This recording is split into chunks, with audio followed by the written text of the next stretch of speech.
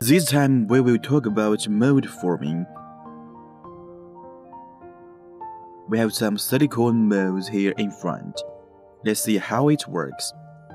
This plaster has dried. Drag it out. Now we find that it is small car. Small car model. The principle is to heat and harden plaster to make it.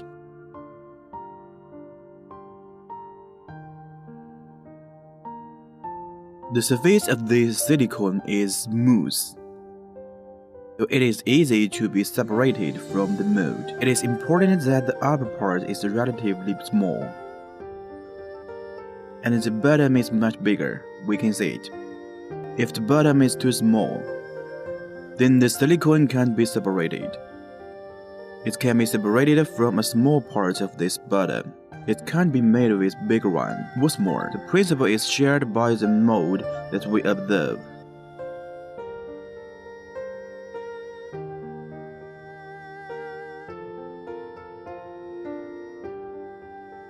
While we pour the plaster in,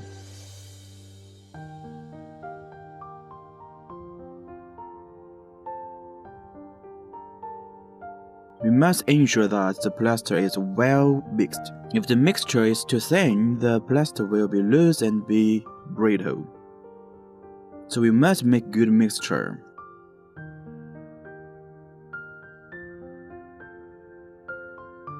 Let's not overfill it. We got some left. I will pour it into this.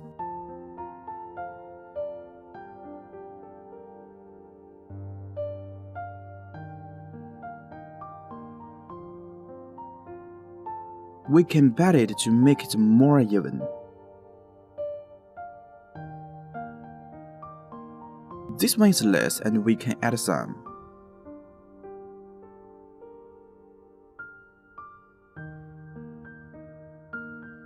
Plaster is still in this gelatinous form. We can add it. Let's suppose it's already dried. If it is made out from this mold, when we pour it, it will also collapse. Therefore, we must concentrate in the process to ensure that it can take shape at one time. Sure, you can add it many times when it is still in liquid form. In the process, we may find some bubbles like this. We can shake it out, or we can boil it. There are some bubbles. By doing this, bubbles in the plaster disappear. And now we lay it aside. It depends on the weather.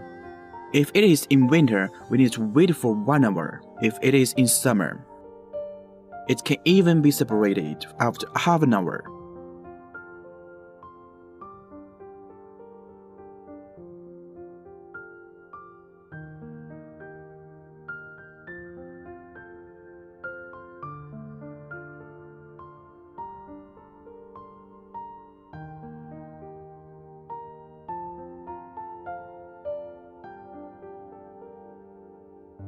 So after you mix the plaster, you can give it a shot. Well, this is all for this class.